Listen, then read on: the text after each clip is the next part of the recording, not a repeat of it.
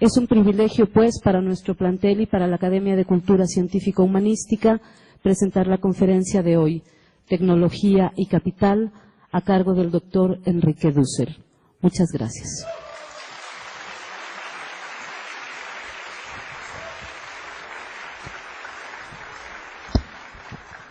Buenos días. Yo nada más les voy a dar un breve currículum del amplio currículum que tiene el doctor Dussel, ¿no? Para que tratemos de contextualizar los temas que él trabaja, ¿no? Y la obra que ha realizado. El doctor Enrique Dussel nace en el pueblo de La Paz, en la provincia de Mendoza, Argentina. Se exilia en México en 1975 y hoy es mexicano.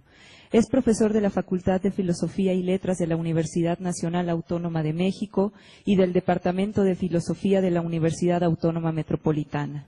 El doctor Enrique Dussel acompañó desde los orígenes de la institucionalización de nuestra universidad y acompañó la creación de la licenciatura en Filosofía e Historia de las Ideas.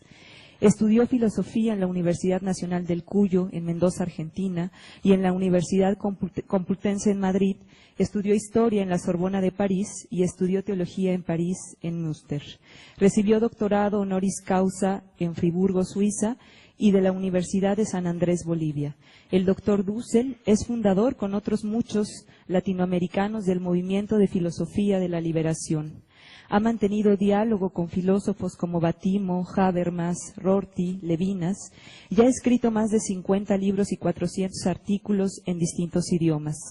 Ha recibido muchas distinciones y premios y ha sido profesor invitado distinguido de una multitud de universidades en Europa y en Estados Unidos. Durante la primera década del siglo XXI, Dussel formó parte del grupo Modernidad, Colonialidad, el más importante colectivo de pensamiento poscolonial en América Latina. Finalmente, en marzo de 2013, Enrique Dussel fue nombrado rector interino de esta casa de estudios.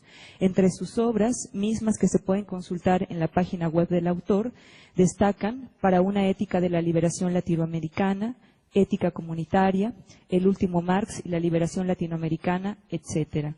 Sus textos recientes son 20 tesis de política, filosofía de la cultura, publicado por nuestra universidad, materiales para una política de la liberación y hacia los orígenes de Occidente, meditaciones semitas. El doctor Dussel es un maestro de las humanidades, comprometido con su tiempo, con todos los pueblos latinoamericanos y con la filosofía de la liberación.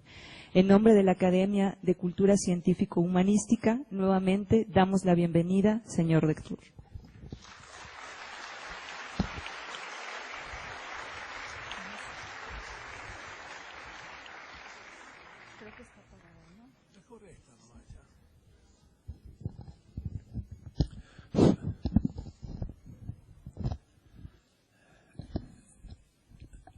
En primer lugar,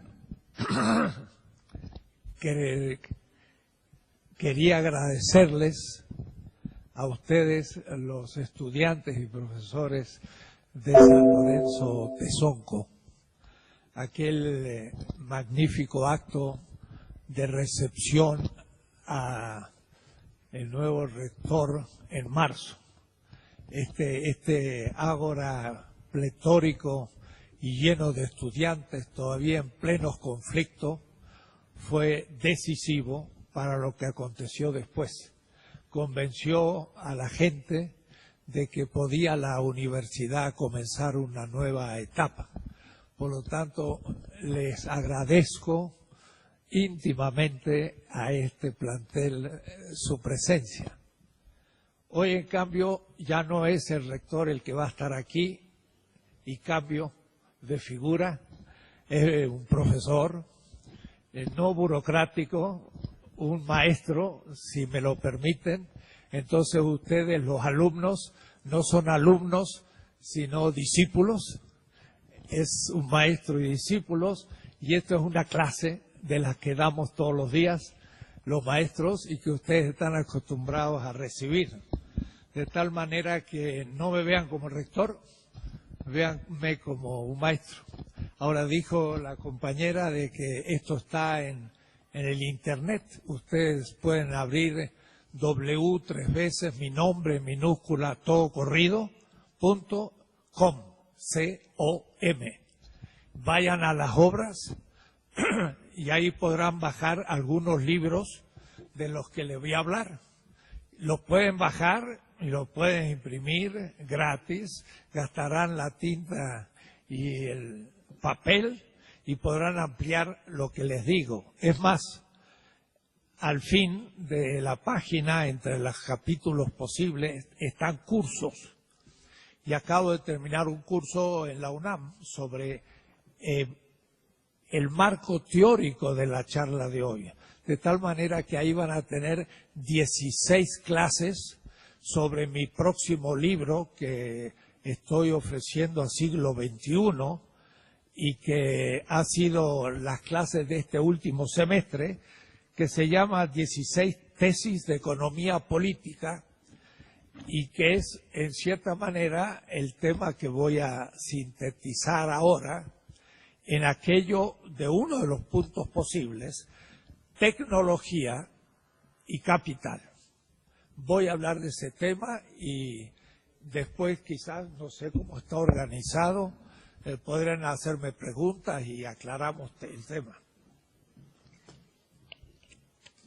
Comienzo diciendo que hay un trabajo de un autor clásico en el pensamiento mundial que se llama Carlos Marx.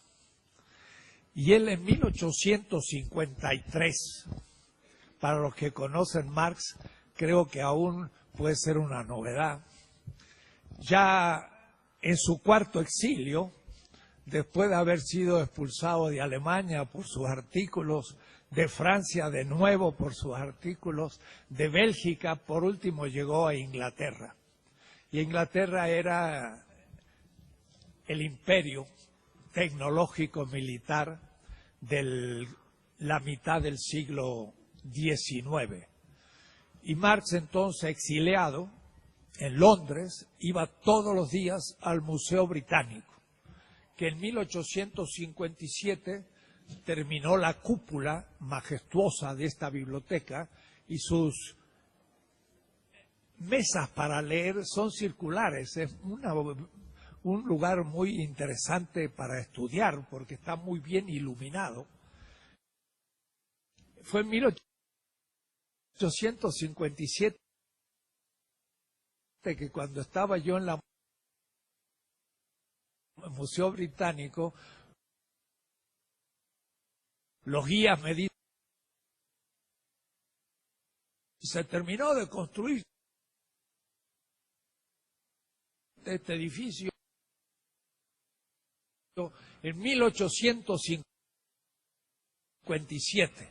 Y dije, Marx empezó los Grundrisse ese año. Quiere decir que el edificio estaba terminado y ya pudo empezar su obra fundamental durante 10 años. Pero 1853 son 4 años antes de los Grundrisse y 5 años después de comenzar su exilio en Londres. Y se llama El Cuaderno Tecnológico Histórico. Es un cuaderno sobre tecnología que yo publiqué en 1984 en la Universidad Autónoma de Puebla, Cuadernos Tecnológico Histórico, extracto de la lectura del manuscrito B56, Londres, 1853. Este trabajo, debo decir, además, lo tradujo mi hijo del alemán al castellano con 18 años. Hoy es director de un instituto China-México en el posgrado de Economía de la Facultad de Ciencias Económicas de la UNAM. Pero era un buen muchacho y a los 18 años se publicó una traducción del alemán al castellano. Creo que hay que ponerse a trabajar y uno desde joven puede empezar a producir.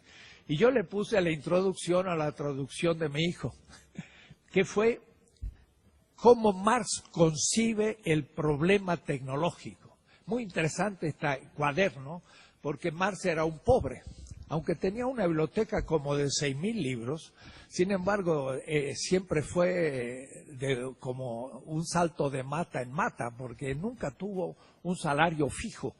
El pobre Marx al fin un día dijo, bueno, tengo que vivir, su pobre mujer ya estaba en la pobreza, Edgar, su hijo, se le murió de frío, porque no tenía cómo pagar la calefacción en Londres, y entonces dijo, voy a emplearme en algo, fue al ferrocarril y se presentó para ser empleado del ferrocarril en Londres y lo rechazaron por su mala letra.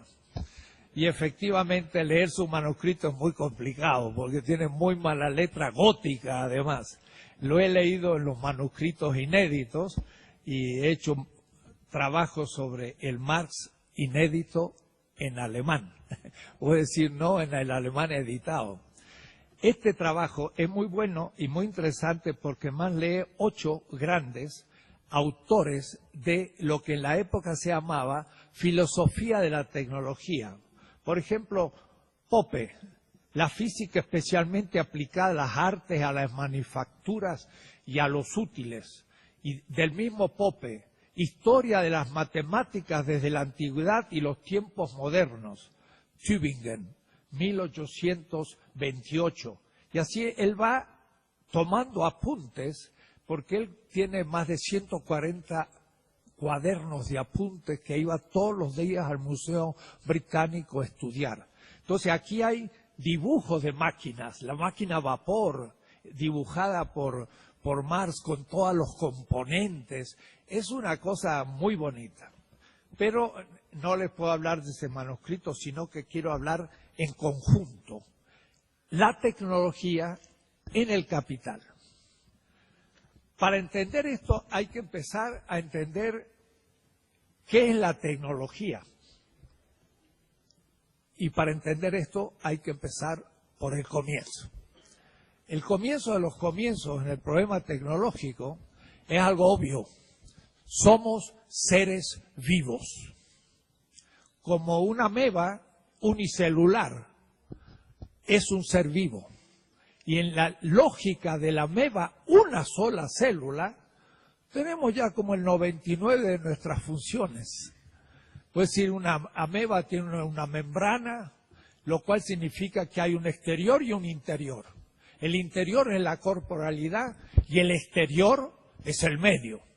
Bueno, en el infinito cosmos astronómico, de millones de años luz, de antigüedad y de distancia, en la explosión del Big Bang, como dice la lenguaje cotidiano, el universo son macromoléculas y nada más. Son de una simplicidad atroz. El sistema astronómico. Una célula es millones de veces más complejo que el universo. Si es que no hay otra célula por ahí, en otro sistema que por ahora no hemos descubierto. Es decir, somos un aislado sistema que se da en la Tierra donde surge la vida. La vida, entonces, tiene una membrana externo-interno. Es el único interior que existe en el universo. Porque el interior de la Tierra, que está abajo de la superficie, no es algo distinto físicamente que todo el universo. Mientras que el interior de una célula hay vida. Y el exterior de ella es el medio que permite a la vida en su metabolismo permanecer en vida. Esa ameba tira un pseudópodo y absorbe un poco de una sal para alimentarse. El otro día estuvo en México Lula y apoyó un sistema contra el hambre. Bueno, Lula lo logró en Brasil, yo no creo que otros lo logren tan rápido en otros países y quizá no se dio cuenta de su instrumentalización política. Pero él pudo hablar de una lucha contra el hambre. Ya tiene que ver con la ameba, porque la ameba de alguna manera lanza un pseudópodo para alimentarse. ¿Y por qué se alimenta?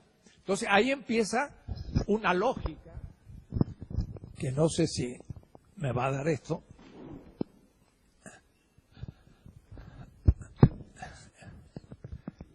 Una lógica que ya va a estar detrás de la tecnología. O es decir, cuidado, no, déjalo.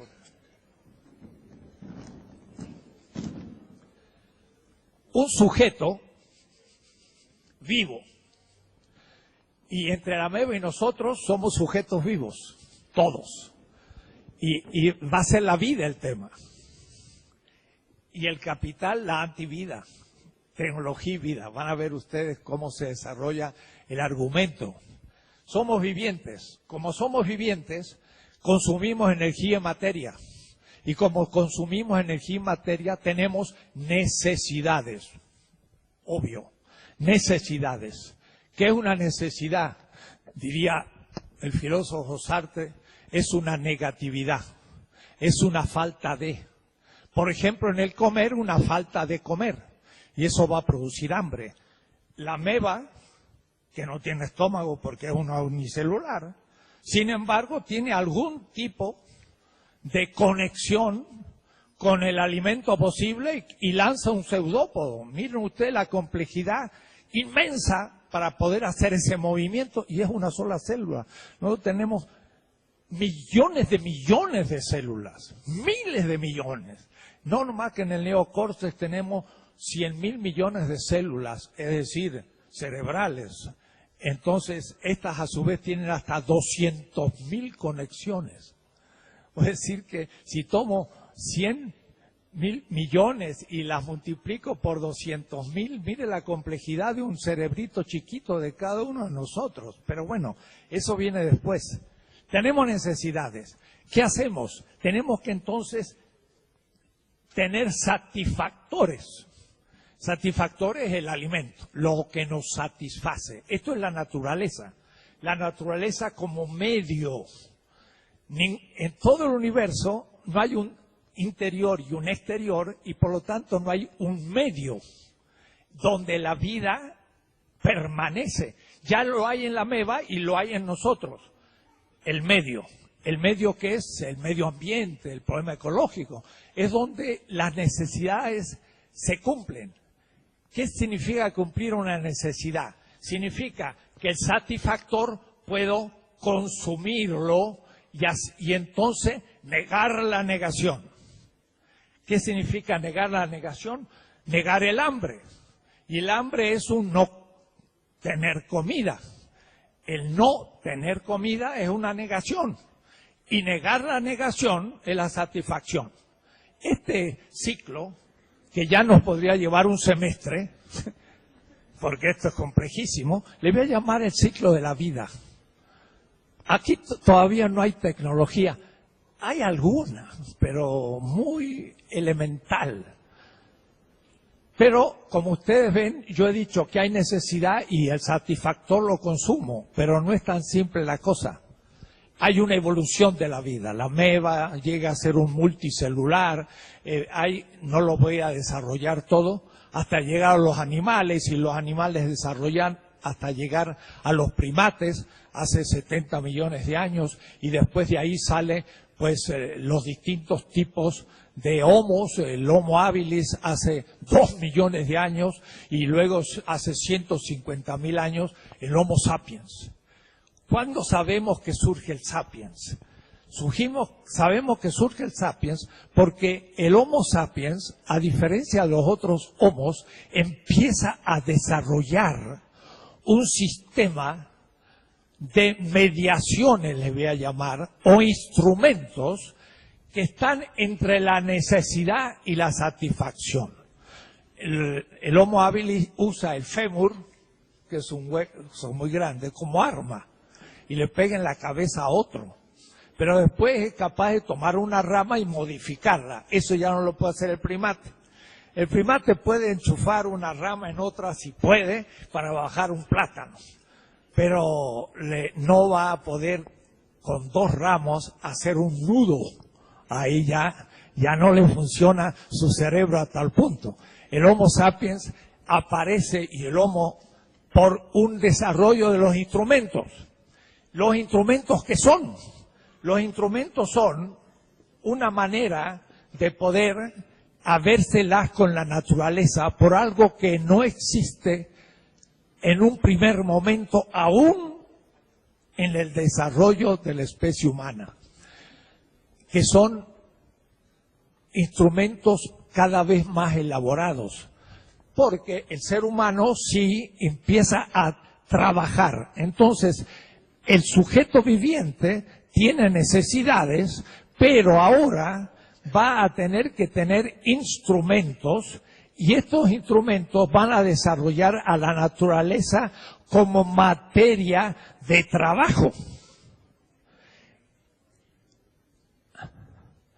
Aquí no había trabajo, o si había trabajo era solamente para agarrar un plátano de un árbol. Pero cuando se me terminaron los plátanos, dije, y ahora hay que plantar el plátano. Y entonces surge el trabajo. El trabajo y el instrumento, ya tenemos el problema de la el problema de la tecnología en su origen. Y entonces, aún la humanidad, luego viene, claro, el consumo y la sobrevivencia. Por aquí es que se va a dar la historia de la tecnología. En el Paleolítico, ya el Homo sapiens hace 150.000 años, hace 100.000 años, el ser humano, ¿qué hacía? Era un recolector de raíces. Recolectaba por su trabajo lo existente en la naturaleza.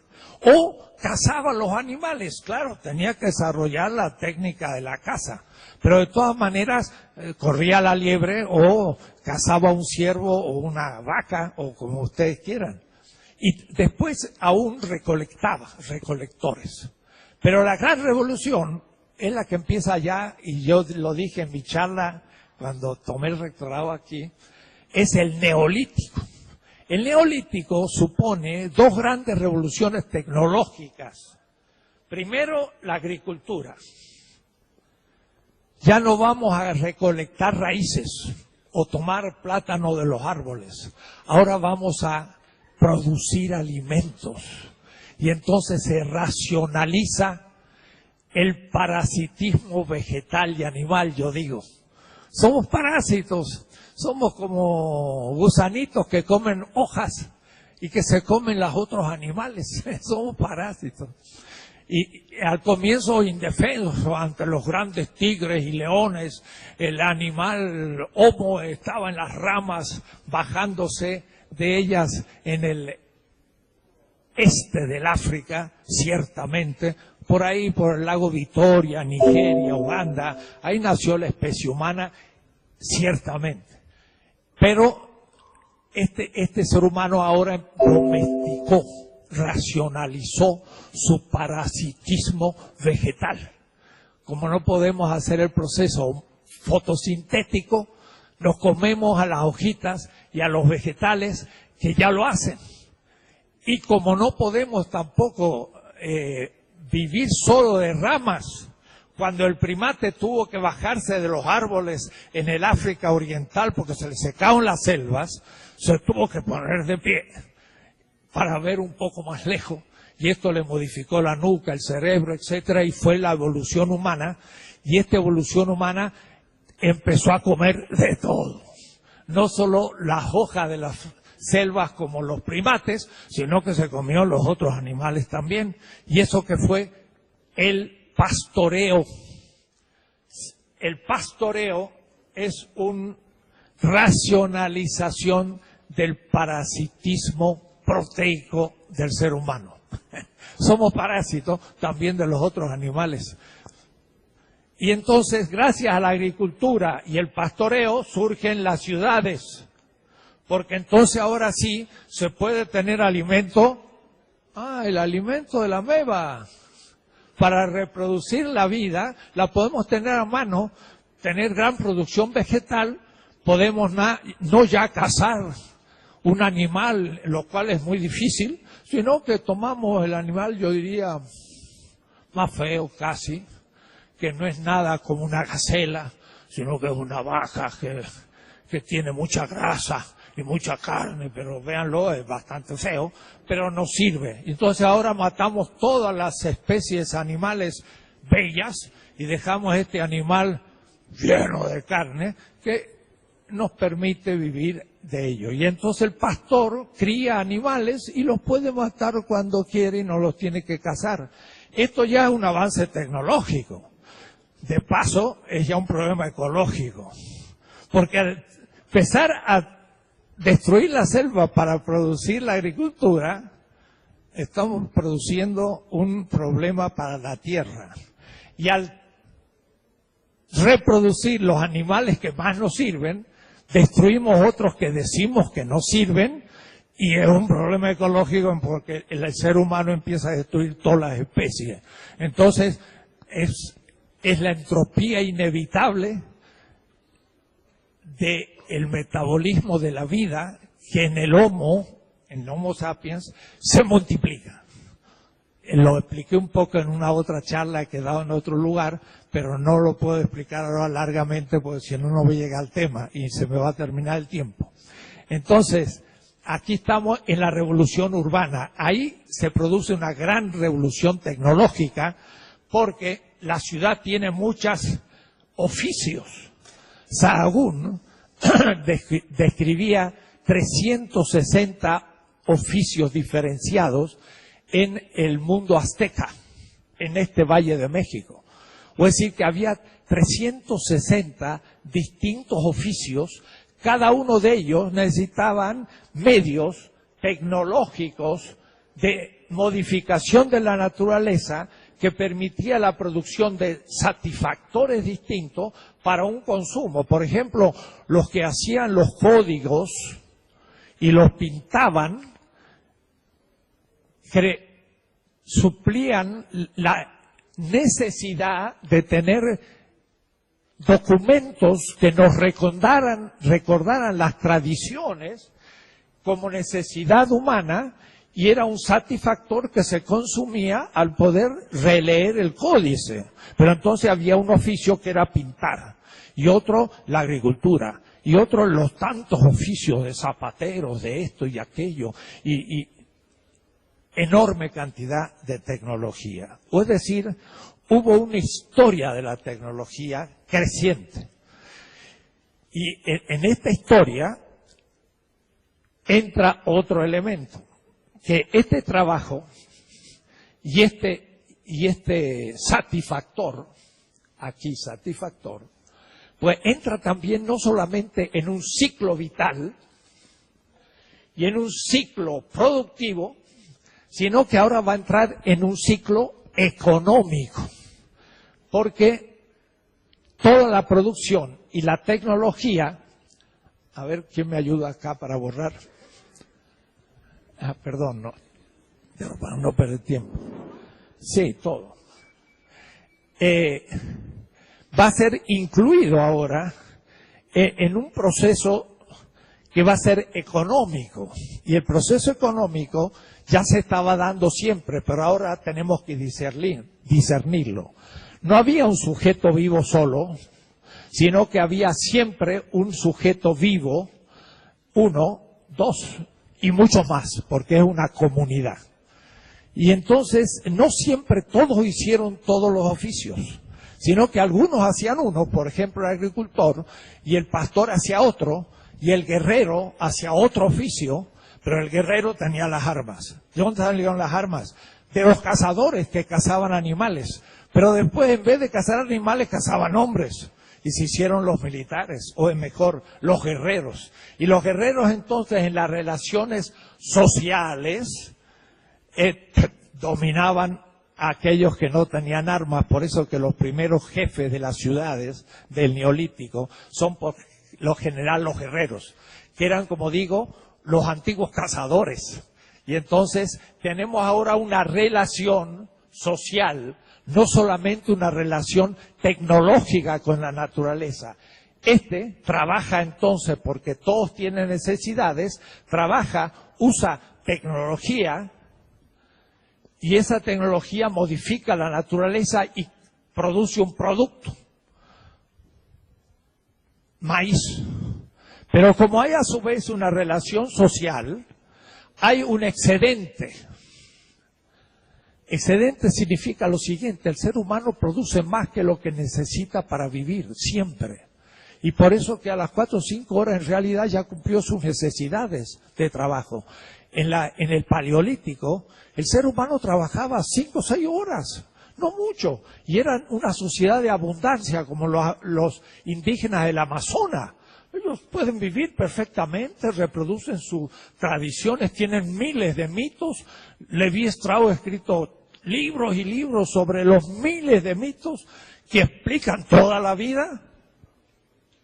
Un Tupinamba de Brasil, muy primitivo, entre comillas, sabe lo que significa nacer, morir, tener el universo todo, y muchas veces nosotros ni sabemos eso. ¿Qué sentido tiene nacer? ¿Qué sentido tiene morir? ¿Qué sentido tiene el amor? Tenemos que estudiar mucho para llegar. Un Tupinamba lo tiene todo expresado en sus mitos. Y vive una vida ordenada y con sentido humano, trabaja 4 o 5 horas y es una vida de abundancia. Claro, no está tan desarrollada en otras cosas, pero muchas cosas las tiene más desarrolladas que nosotros. Ya veremos después. De todas maneras, hay productos y hay excedentes. Es por el manejo de los excedentes que aparece el sistema económico. El sistema económico no es simplemente el sujeto naturaleza, que es la producción y la tecnología, sino que es el sujeto, y el sujeto como relación práctica. La praxis es relación sujeto-sujeto. La relación económica es la relación del sujeto con la naturaleza a través del producto y el excedente con otro ser humano. Es una relación práctico-productiva. Es más compleja la económica. Entonces, si yo tengo ciencia y tecnología, por ejemplo, la tecnología es la relación sujeto-naturaleza. Pero lo que pasa es que la relación sujeto-naturaleza está subsumida en un sistema más complejo económico, donde incluye la relación de los sujetos, porque es una relación económica. Entonces, hay 3 niveles. El ciclo de la vida, que es la relación ser vivo, naturaleza, satisfacción. El ciclo productivo, que es el sujeto que modifica la naturaleza para producir un satisfactor.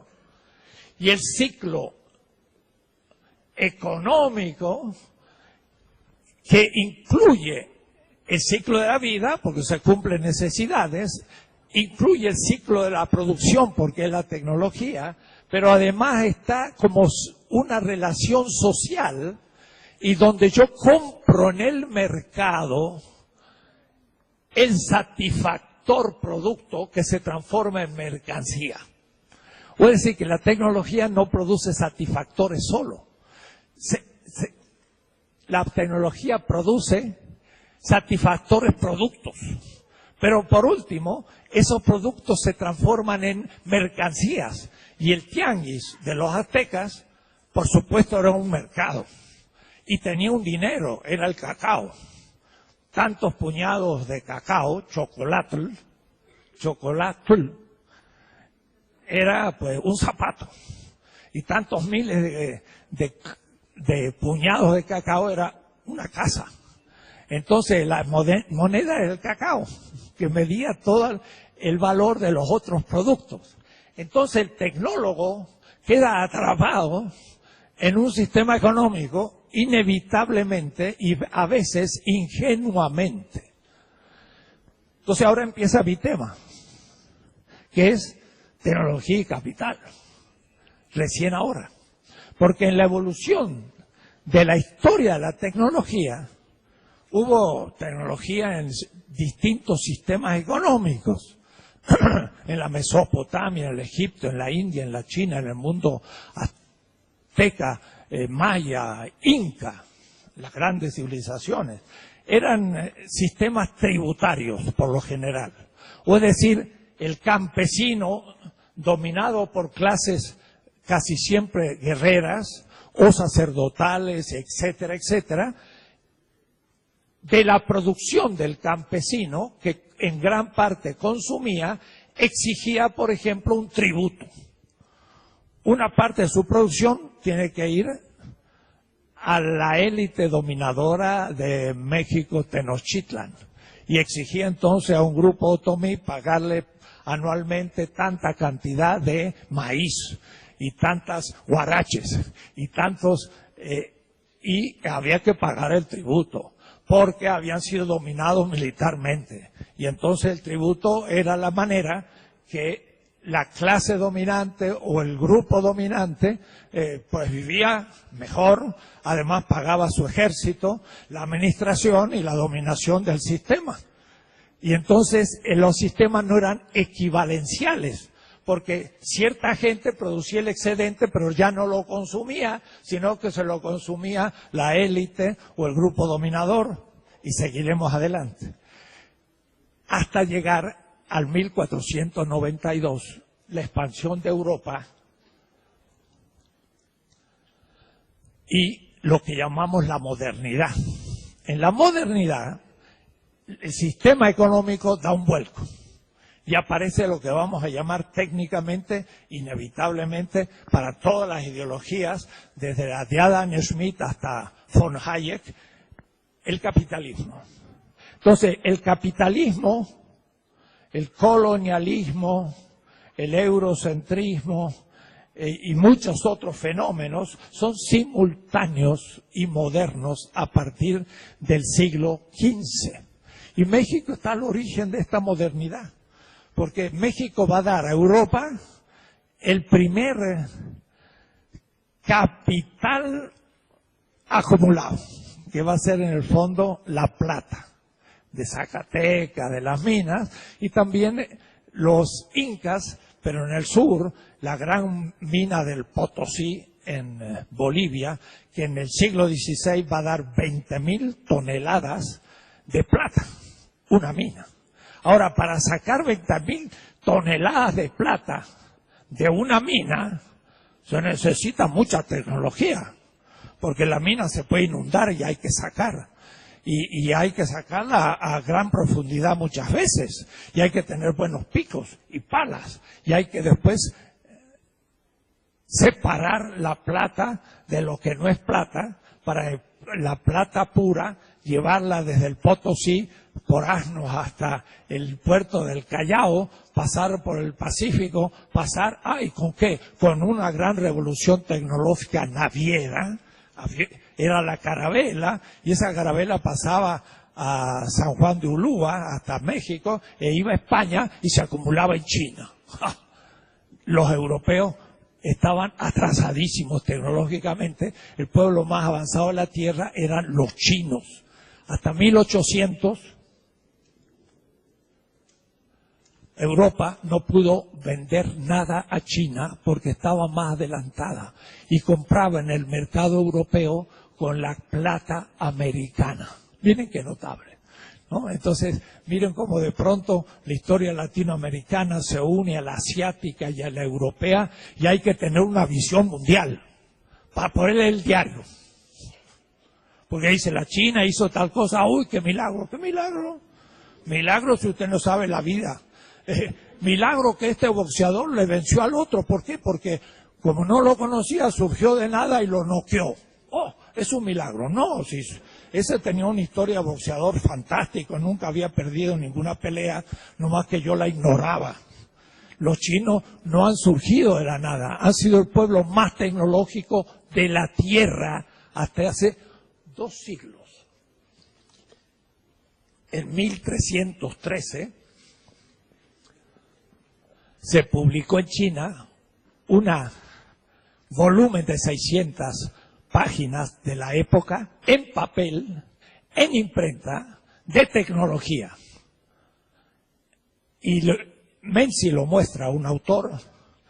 Pongan en la computadora esta noche 1434 y van a ver toda una bibliografía sobre el tema. Porque es el título de un libro que dice: y la China lanzó el Renacimiento italiano. Leonardo da Vinci no inventó nada.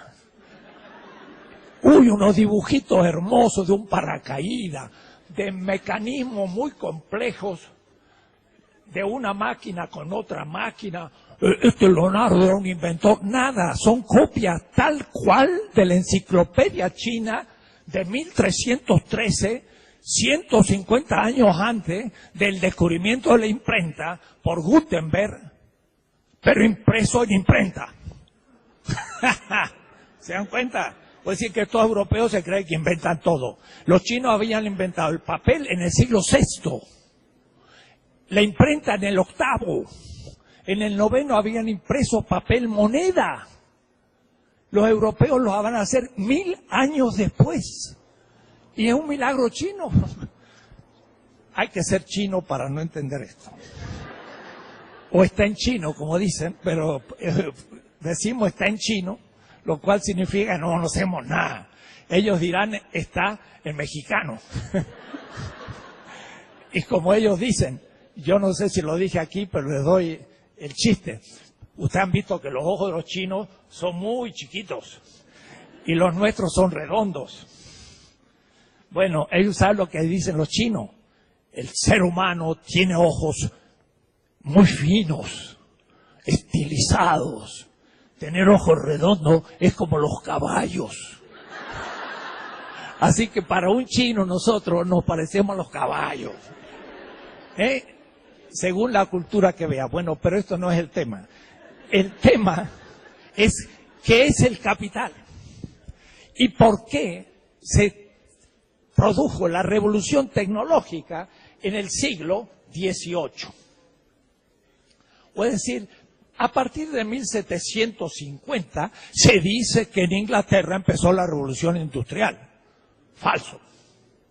En mi libro que estoy publicando, les doy una larga bibliografía sobre el anticipo por un siglo de la revolución industrial en el valle del Yangtze, China. Y casi todos los inventos ingleses son copia también de los inventos chinos. Empezando por el acero. En Sheffield se hizo la primera fábrica inglesa de acero. Pero dice Hobson, un autor que cito, van a leerlo ustedes, lo pueden ver en mi página, que los que instalaron la fábrica de acero, la primera en Inglaterra, Sheffield, fueron técnicos chinos, que habían descubierto el acero en el siglo II. Es decir, 16 siglos antes. Esto para caer del eurocentrismo que con el capitalismo y el colonialismo tienen en la cabeza la mayoría de mis colegas. Son todos eurocéntricos, queridos alumnos. Ustedes van a ser la primera generación no eurocéntrica en el mundo y en América Latina y quizás en México si la Universidad Autónoma de la Ciudad de México se pone a la punta de la ciencia, que empieza por superar el eurocentrismo. Yo les estoy dando materiales para una revolución epistemológica. Está de moda en Estados Unidos, en Alemania, en América Latina, la descolonización epistemológica. Significa dejar de ser colonias científicos. Y estamos, un servidor, con otros equipos, trabajando en primera punta este tema. Y cuando yo lo explico en las universidades europeas, Berlín, o Duke, o París, que hace poco estuve, yo no le pregunto a los profesores europeos el tema, les enseño a los profesores universitarios para que se descolonicen su propia cabeza europea y norteamericana. Y le hablo de estas cosas de la China, y los profesores viejos, pero que para mí son jóvenes, porque soy más viejo que ellos, porque en Europa y en Estados Unidos a los 65 años se jubilan porque tienen buenas jubilaciones. Pero en México, como no tenemos jubilaciones, pues salimos con los tenis por delante. Y vamos a dar clase hasta ahí. Entonces yo a cualquier lado que voy les digo a los profesores jóvenes. Hace poco estuve en Yale, en Estados Unidos, me recibió el claustro de filosofía. Uno me había leído cuando era estudiante. Y Y eran 45, 50 años. Digo, ay, qué claustro joven tienen ustedes. y me sentí el maestro de los profesores en las universidades norteamericanas, europeas. Estamos en la punta crítica de la epistemología mundial. Estas cosas no se dicen en ningún lado. Europa imitó al Oriente y después se puso a la cabeza, de acuerdo. Y hoy, vamos a ver qué pasa. En el siglo XVIII, vuelvo al tema, el capitalismo pasó a una segunda etapa. La primera, del siglo XV hasta el XVIII, fue el mercantilismo. El mercantilismo no hizo realmente una gran revolución tecnológica, sino que utilizó ciertas tecnologías. Por ejemplo, la primera revolucionaria fue la industria, o mejor, la tecnología de la navegación. ¿Por qué?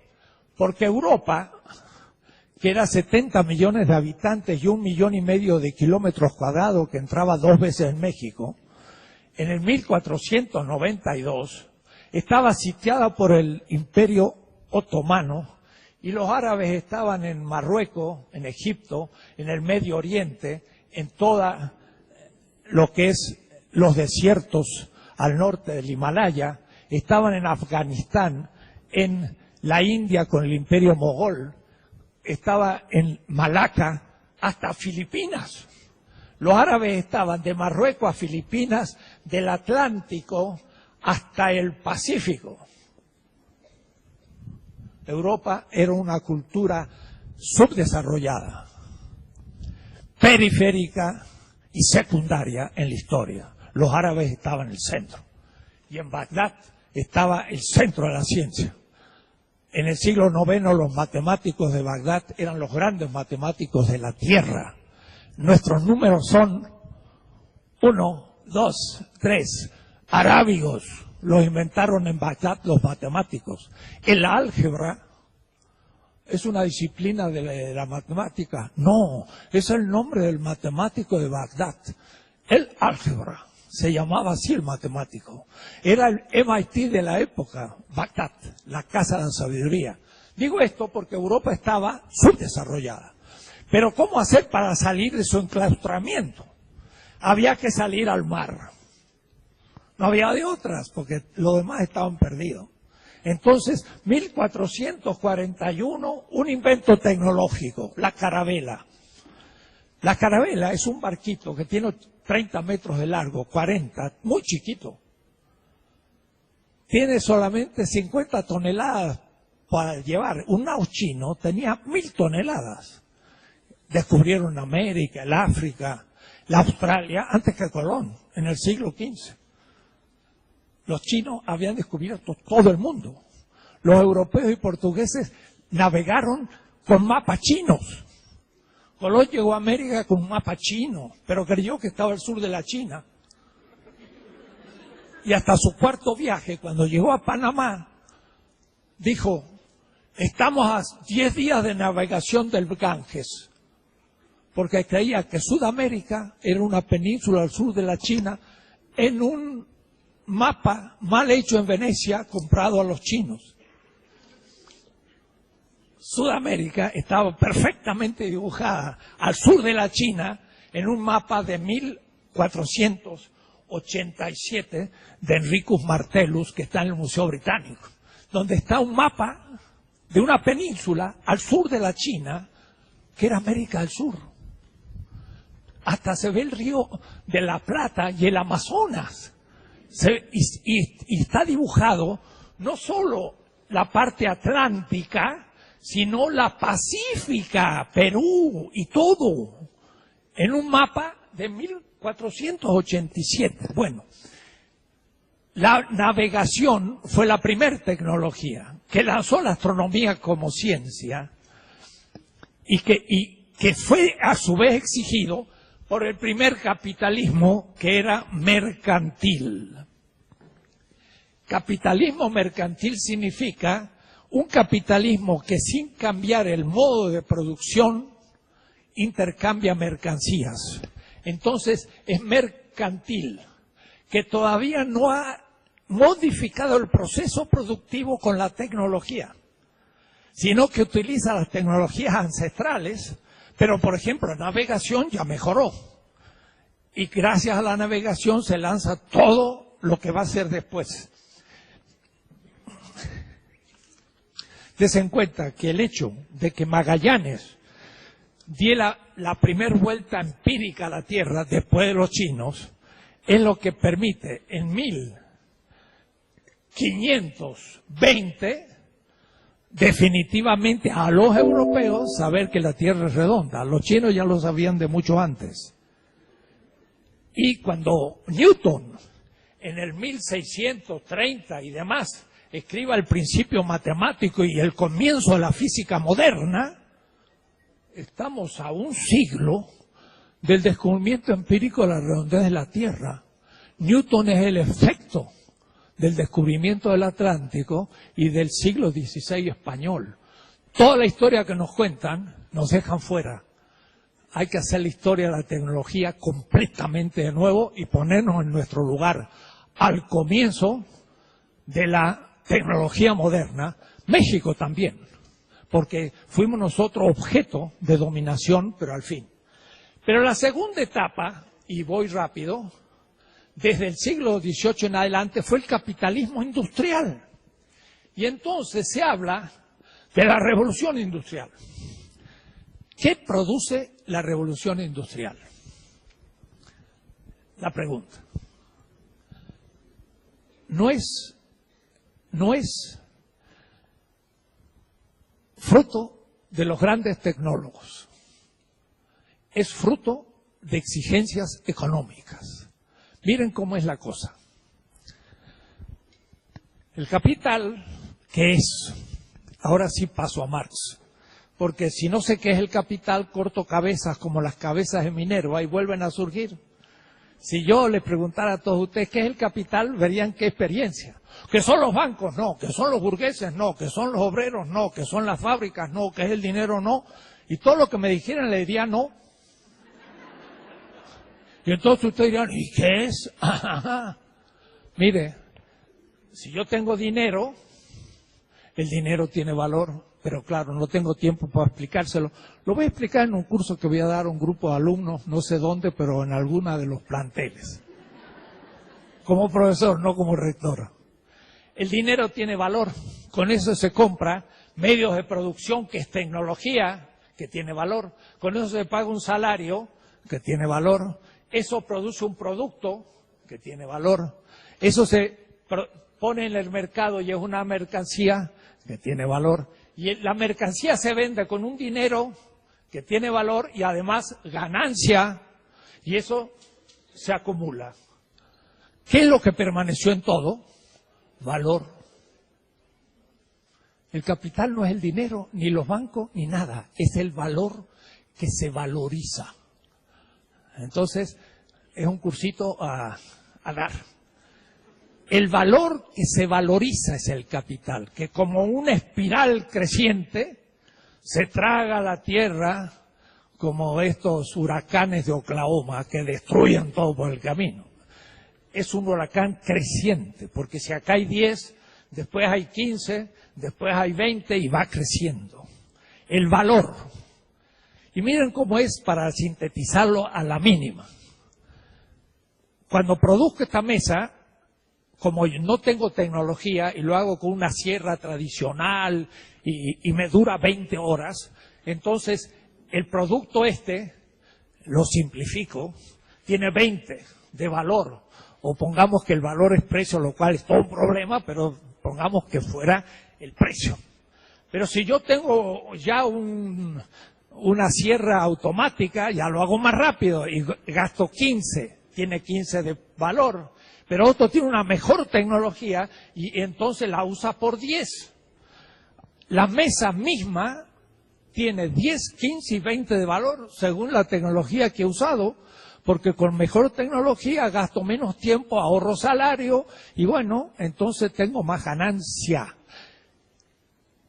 En la competencia, que es la esencia del proceso del mercado, se igualizan los precios.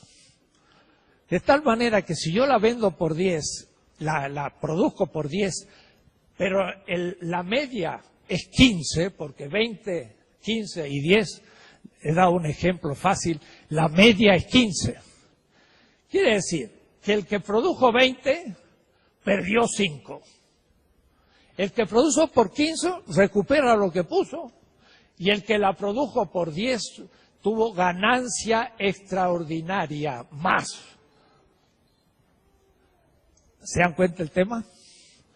El que tiene mejor tecnología recupera lo que puso y además tiene ganancia. Este más 5 le permite mejor su tecnología, hacer más propaganda y liquida a los otros dos capitales que no pueden usar porque están perdiendo. El primero transfiere plusvalor al tercero porque tiene que vender por 15 pero gastó 20. Pero si sacó 6 de plusvalor, todavía gana 1. Tendría que dar una clase sobre la competencia, pero creo que han entendido. Entonces, ¿qué hay que hacer? Tener mejor tecnología. ¿Y qué hacen el siglo XVIII los capitalistas nacientes imitando a los chinos en Inglaterra? Lanzan concursos. ¿Quién puede inventar una máquina para no tener que estar dándole vuelta y hacer el hilo para tejidos? Y ahí estaba la gente dándole la rueda, como lo hacían nuestras indígenas, para hacer un hilo. Y entonces, tantas libras esterlinas para el que descubra esto. Nadie se le había ocurrido, pero como era un buen precio, la gente con iniciativa se puso a trabajar y a los 30 años apareció una maquinita que ya empezó a simplificar, a hacer el hilo más rápido. Y así se fueron haciendo concursos pagados por el capital a tecnólogos inexistentes que surgieron por las buenas posibilidades del premio. La economía lanzó la tecnología y fue la revolución industrial. ¿Por qué? Porque el capitalismo es el primer sistema histórico mundial que exige la tecnología para producir una mercancía con menor valor, o es decir, menor precio, en el fenómeno de la competencia. ¿Se entiende? Está fácil, ¿no? Si no está fácil, póngase a estudiar, lean la tesis 7 de mi curso que está en mi página. Hay una, ¿qué es la competencia? Entonces, la revolución industrial, en realidad, fue el fruto de la exigencia del mercado capitalista de producir productos con menos valor. Ya he tocado el tema tecnología y capital, pero diríamos que recién empieza. Porque ahora, miren el problema. ¿Qué tecnología se crea? Aquella que en el corto plazo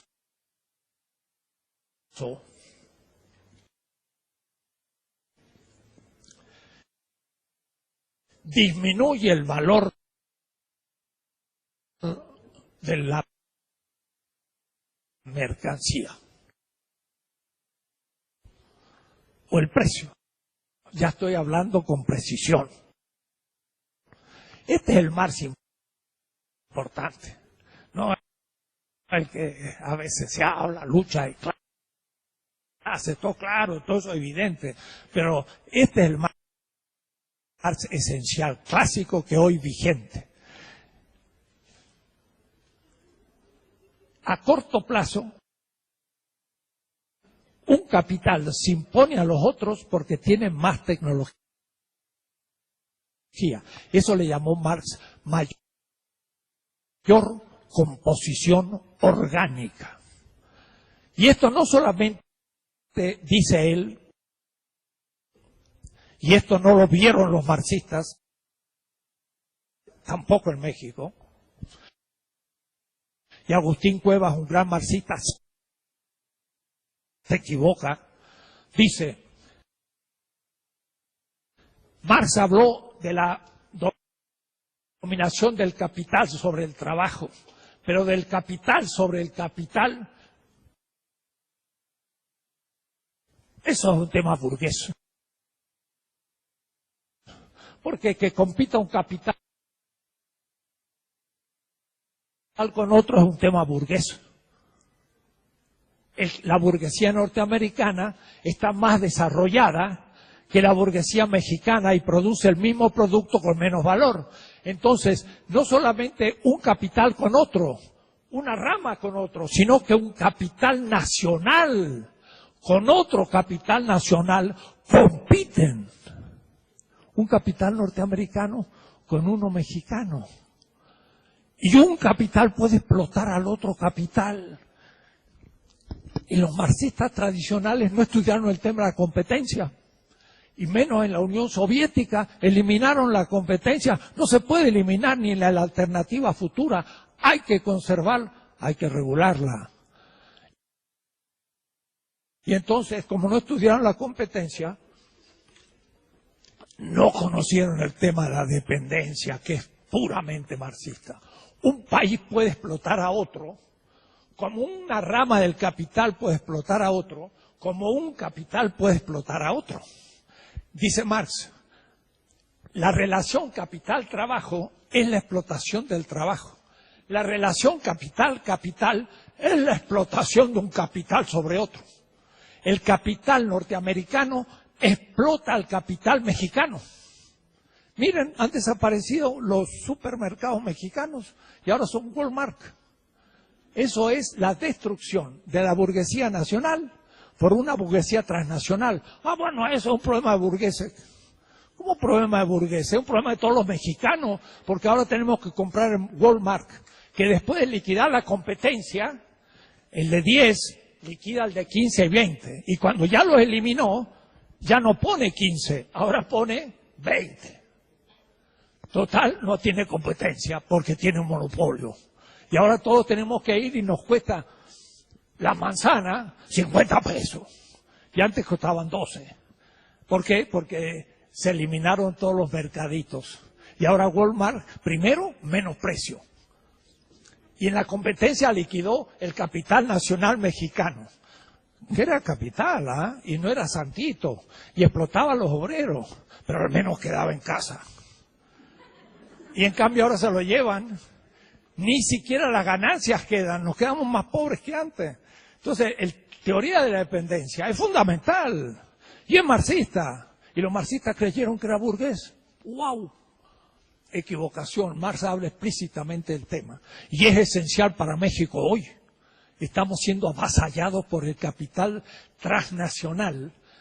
Porque miren cómo funciona el capital transnacional. Se entiende muy fácil. Eso como un partido... No, pero poquito. Como un partido de billar a dos bandas.